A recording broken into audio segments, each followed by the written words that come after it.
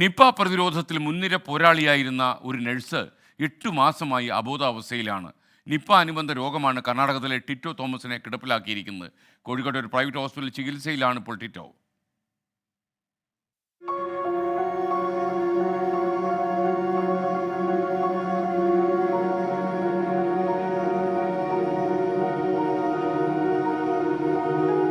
ആരെയും തിരിച്ചറിയാൻ കഴിയാതെ, വിരൽ പോലും അനക്കാൻ കഴിയാതെ കഴിഞ്ഞ 8 മാസമായി ആശുപത്രി കിടക്കയിലാണ് ഒരു 24-കാരൻ.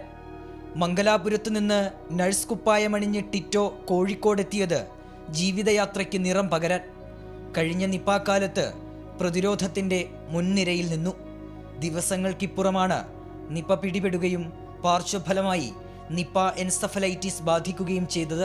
ഡിസംബറിൽ ഒരു ഹെഡ് പെയിൻ്റ് ഇതിലൊരു MRI എടുത്തായിരുന്നു. MRI എടുത്തു കഴിഞ്ഞപ്പോൾ ഒരു സ്ട്രോക്ക് ഉണ്ടെന്ന് പറഞ്ഞു. സീഷേഴ്സ് പോലെ വന്നു. അങ്ങനെ ICUവിൽ അഡ്മിറ്റായി കഴിഞ്ഞ് വെന്റിലേറ്ററിലായിരുന്നു 30 ഡേയ്സ് ഉണ്ടായിരുന്നത്. അന്നേരം ആ ടൈമിൽ ബ്രെയിൻ ബയോപ്സി ചെയ്തു.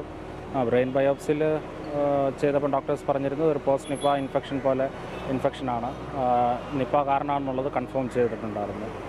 ആരോഗ്യനിലയിൽ കാര്യമായ പുരോഗതി ഉണ്ടാകില്ലെന്നാണ് ഡോക്ടേഴ്സ് പറയുന്നത്. എന്നാൽ പ്രതീക്ഷ കൈവിടാൻ കുടുംബം ഒരുക്കമല്ല.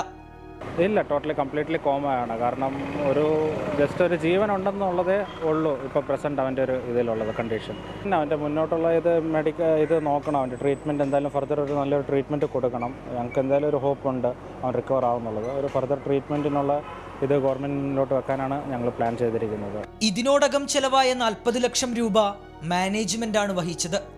വിദഗ്ധ ചികിത്സയ്ക്കായി ടിറ്റോയെ കേരളത്തിന് പുറത്തു കൊണ്ടുപോകണമെന്നും ഇതിന് സംസ്ഥാന സർക്കാർ സഹായം നൽകണമെന്നുമാണ് കുടുംബത്തിൻ്റെ ആവശ്യം. 24 കോഴിക്കോട്.